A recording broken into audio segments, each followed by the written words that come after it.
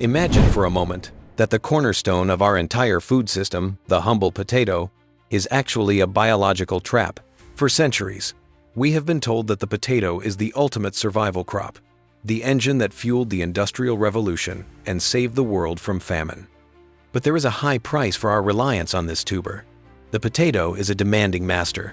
It requires backbreaking labor to hill, a constant battle against blights and beetles, and every single year, you must dig it up and start all over again.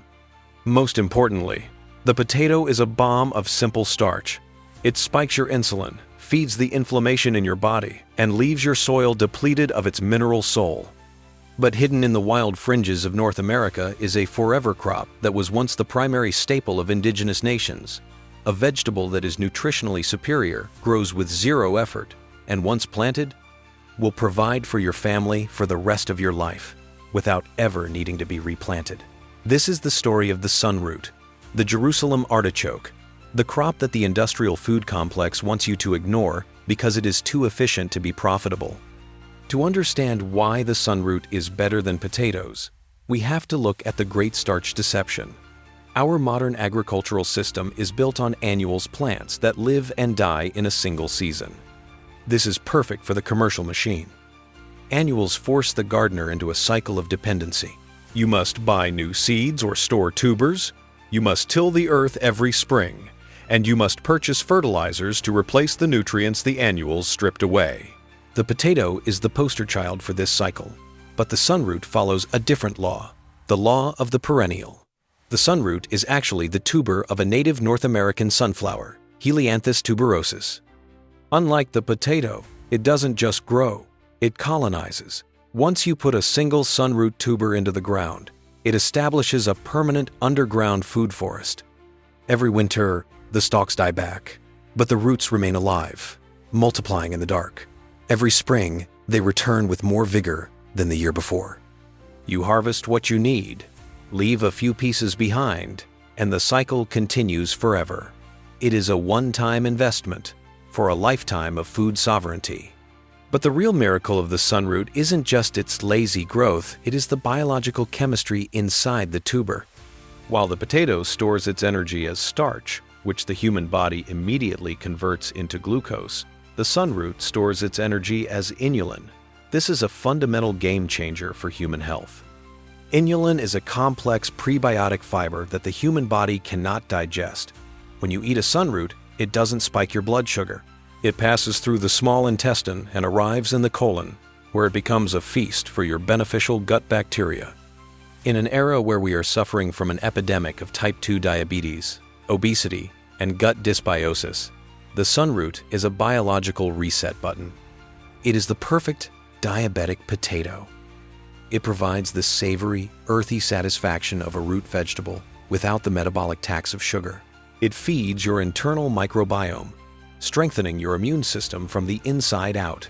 Why then do we not see the sunroot in every grocery store? Why is the forever crop treated as a garden curiosity rather than a national staple? The answer lies in the logistics of the industrial supply chain. The sunroot is a living organism that refuses to be standardized. Its skin is thin and delicate, meaning it doesn't survive the brutal mechanical handling and long-distance shipping that thick-skinned potatoes can endure. Because it is so high in moisture and inulin, it can dry out quickly if left on a supermarket shelf for weeks. Most importantly, you cannot build a trillion-dollar industry on a plant that people only need to buy once. If every citizen had a 10-foot patch of sunroots in their backyard, the market for potatoes, insulin, and gut health supplements would collapse. The sunroot was forgotten because it is a sovereign crop. It empowers the individual at the expense of the institution. The history of the sunroot is one of colonial erasure. When the French explorer Samuel de Champlain first encountered this vegetable in the early 1600s, he noted that it tasted like artichoke and was grown in vast, thriving gardens by the indigenous peoples of the Atlantic coast. It was a primary trade commodity, moved across the continent for thousands of years. The indigenous cultivators knew that the sunroot was more than just food. It was a guardian of the soil. The tall, beautiful yellow flowers of the sunroot act as a massive carbon sink, pulling carbon dioxide from the air and pumping it into the earth. The stalks can reach 10 feet in height, creating a natural windbreak and a privacy screen for your garden. When the colonial agricultural system took over, they chose the potato, a European-adapted crop, and relegated the native sunroot to the status of a wild weed. They traded a hardy, drought-tolerant native for a fragile, thirsty immigrant. Growing the sunroot is the ultimate act of agricultural rebellion. It is the only vegetable that requires almost no soil preparation. You can plant them in the worst clay, the rockiest soil, or the most neglected corner of your yard, and they will thrive. They are the pioneer species of the garden world.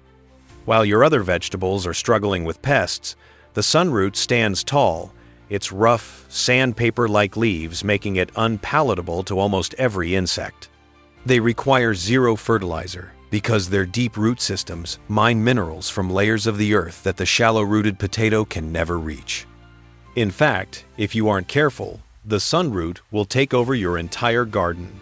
This is not a problem to be managed. It is a gold mine to be harvested.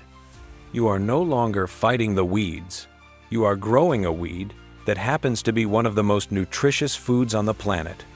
One of the greatest myths about the sunroot is that it is difficult to store. We are told that it must be eaten immediately or it will spoil. But the ancients knew the secret of in-ground storage. The best place to store a sunroot isn't in a cellar or a refrigerator. It's in the cold winter earth. Unlike potatoes, which will rot if the ground freezes, sunroots are completely frost-hardy. You can walk out into your garden in the middle of January, chip away the ice, and dig up fresh, crisp tubers that are as sweet as a water chestnut. The freezing process actually converts some of the inulin into fructose, making the winter harvest even more delicious.